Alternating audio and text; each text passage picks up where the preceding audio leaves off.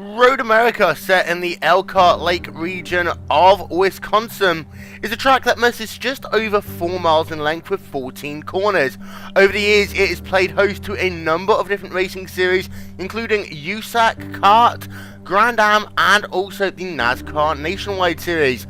Track record that's held by Dario Franchitti, set in 2000 with a time of 1 minute 39.866.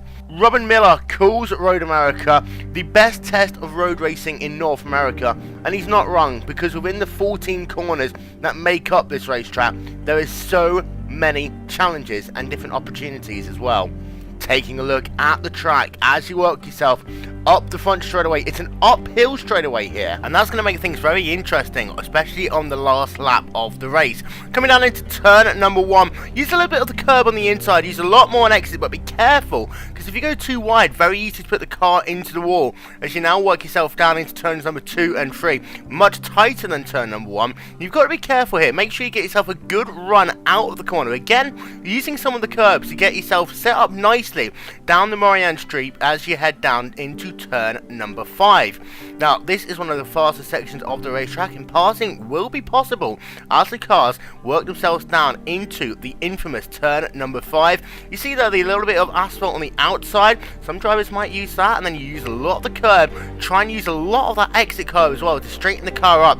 As you come uphill underneath the Corvette bridge, you notice also right here the tarmac changes just through turn number 6. Makes it very difficult for cars to get themselves onto the brakes and also onto power as well.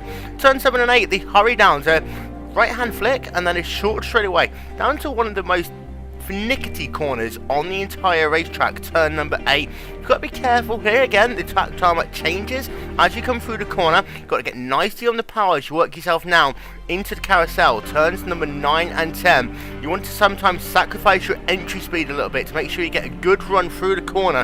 The last thing you're going to want is to have to check up a little bit as you're working yourself through the centre and latter part of the corner, as it will hurt your momentum all the way down the back straightaway as you come now into turn number 11, the kink. Not an issue on many cars as you work yourself all the way. You see just how close the track walls are. Absolutely no margin for error at all here as you now come down into the Kettle Bottoms, and then turn number 12, the infamous Canada corner. Use a lot of that exit curb as you come out the corner again. And now you see as you come through turn number 13, Bill Mitchell Bend, it's actually a blind apex. You've got to have a lot of faith as you come uphill here. The car wants to unsettle itself as you head now finally down into turn number 14. You want to brake late, but it really upsets the car if you do. When the track tarmac changes, use the curb one more time on the exit again. Like in turn number 1, you've got to be careful to make sure that you don't use too much.